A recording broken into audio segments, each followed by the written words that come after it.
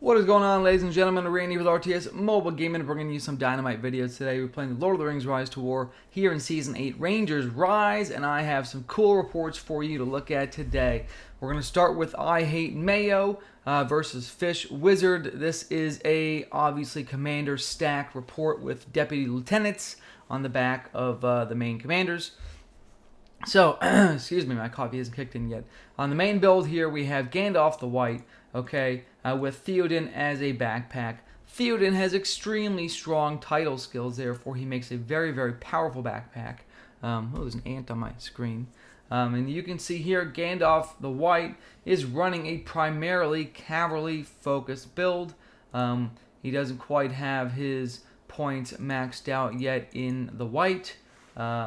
So this is really going to rely on Gandalf the White's ability to give bonus damage from the White Rider and bonus damage from horsemanship to his mounted units, combined with the tankiness provided by White Council and Theoden's massive damage and healing. Okay.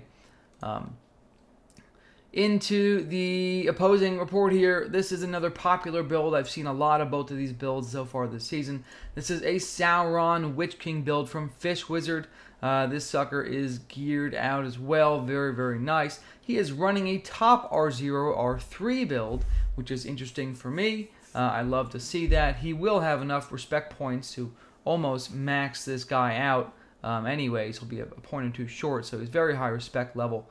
But here you can see Madness, right? Ring of Terror, Enfeeble, bonus focus damage. Okay, bonus focus damage. Healing, a little bit of damage from Overload. So overall, a very high damage, high healing, high crowd control build, combined with having plus 15 HP, sorry, plus 12 HP, so some of his gear isn't fully leveled up. Because he's got 6 HP on the chest, 6 HP on the weapon, and 3 HP on the fine smoking pipe. Okay. How did this actually play out? Let's take a quick look. So clearly the Allied forces, the Tier 2 cavalry archers, were able to come through with massive damage output, whereas the opposing forces here, fairly even across the board. Decent healing from Fishy with a little bit of commander damage. High Alert definitely helped keep that commander damage down to a minimum, combined with, of course, Mithril Coat reducing damage received by your units. Okay. Mara's Reigns. I didn't see this before. So Mara's Reigns on the Gandalf the White probably helped counter the Sauron's madness. Let's take a look at rounds 1 and 2, folks, and then we'll give you some thoughts on these two builds. Again, both of these are very popular builds so far this season in Rangers Rise. All right. Ring Wraith coming in hot and heavy from the enemy Witch King there. Okay, here's Theoden, so he'll be popping Eorid Leader, which is the Tier 3 title, okay, which is going to give you healing every turn. We will hear him the bottom R0 title, okay, and then a lot of damage from the R5. Gandalf just giving those damage bonuses. Here we go. It's nice to see a little bit of magical barrier as well. That'll be really nice when it's leveled up. And here we go. Okay, so Outriders did receive Stun and Madness immunity here in round 1, folks, which means we'll see some good damage from the Outriders punching away. Okay, they hit for 1428. Not as much damage as I was expecting. I guess there's not that many Outriders. Only 100 Outriders. Okay, so 2 command of Outriders hit for 1400. That's not too bad. All right. Then we get into the Cavalry Archers. The Cavalry Archers have been made Madness and Stun immune. This is a big deal. Obviously, this Sauron build that FishWizard is running leans very heavily on the Madness tree. He's sacrificed a little bit of damage to max out Madness. So seeing a Madness immunity is very, very nice from that Mara's Reigns. Okay? And the Knight suffered from Madness but did resist. Gandalf just pumping out a tiny bit of damage here. Nothing too crazy. Into round 2, folks. Into round 2. Here we go.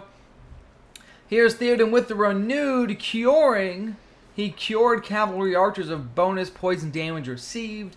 not actually going to be a whole lot of usefulness out of Renewed against this many debuffs. When you think about it, Sauron applies 3 debuffs himself, and Witch King applies another, as a backpack, another 3 debuffs. So that's 6 debuffs to get through. Very difficult to get the one that you want right away. Here comes the Cavalry Archers, again immune to madness, hitting for 15k on the pikes, guys. So much damage here. Beautiful, beautiful, beautiful. I want to see some Sauron damage. Should I skip that? Did Sauron do damage yet? I guess we'll see him in a minute. The Knights coming in hot and heavy. GTW, afflicted by madness, dealing damage to his own units. Okay. And here comes Sauron with Trembling Strike, ladies and gentlemen. 4,400 damage plus or minus there. Okay. And just lots of damage pumping out of the Halberdiers against these cavalries. Going into round 3, you are going to see White Rider at 24% bonus damage. You're really seeing Rohirrim maxed out. You're going to see a lot of damage happening in this round, guys. Almost, well, about 60% bonus damage compared to round 1. So 1477 Cavalry Archers are hitting the Halberdiers for 16-4. Definitely nothing to be shy about there. Okay. And here comes, let's see Sauron's damage. What does his damage look like? We got Black Arts hitting for 2,000. We've got Soul Siphon hitting for 2,400.